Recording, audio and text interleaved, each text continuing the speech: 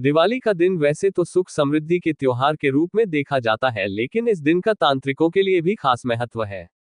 अमावस्या की इस रात को कालरात्रि, महानिशा, दिव्य रजनी और महाकृष्णा भी कहा गया है और तांत्रिक और अघोरी शक्तियां इस रात में शक्तियों को सिद्ध करते हैं। तंत्रशास्त्रों में भी इसका जिक्र मिलता है कि कुछ खास दिनों में की गई तंत्रिक साधना विशेष फल देती है। इनमें दशहरा, नवरात्रि और दिवाली है। दीपावली की रात इन सबसे खास शक्तिशाली मानी जाती है और इसे तंत्रशास्त्र की महारात्रि कहा जाता है। इस रोज जब सूर्य अस्त हो चुका हो और चंद्रमा भी अमावस्या के कारण निस्तेज हो जाए, उसी वक्त तंत्र विद्या के जानकार शक्ति अर्जन का काम शुरू करते हैं। दिवाली पर तांत्रिक अनुष्ठान की कई बातें ऐसी हैं जिस बारे में आम लोगों को नहीं के बराबर जानकारी होती है। साल 1885 में छपी बज़्म में आखिर में मुंशी फैजुद्दीन देहलवी ने मुगलों के काल में भी दिवाली के दिन तंत्र साधना का जिक्र किया है। इससे बचने के लिए दिवाली के दिन किसी भी कर्मचारी को महल परिसर से बाहर जाने का इजाजत नहीं होती थी। महल में कोई भी सब्जी इस रोज नहीं मंगाई जाती थी।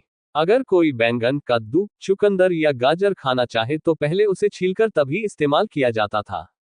ऐसी मान्यता थी कि इन फल सब्जियों के जरिए महल के हरम की औरतों पर बाहरी व्यक्ति काला जादू कर सकता है।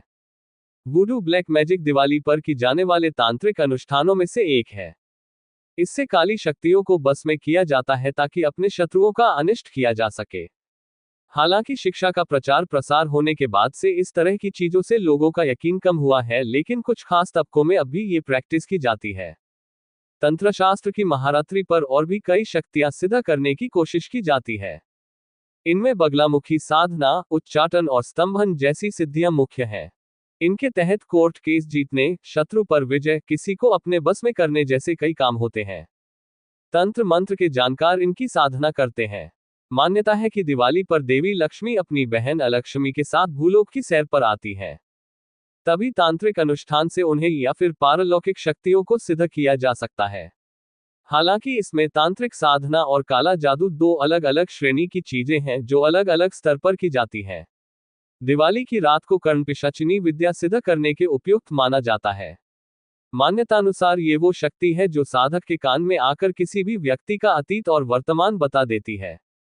कर्णपिशाचिनी के जरिए भविष्य नहीं देखा जा सकता, लेकिन इस विद्या के जानकार लोगों को प्रभावित कर उनसे पैसे ऐंठने में सफल रहते हैं।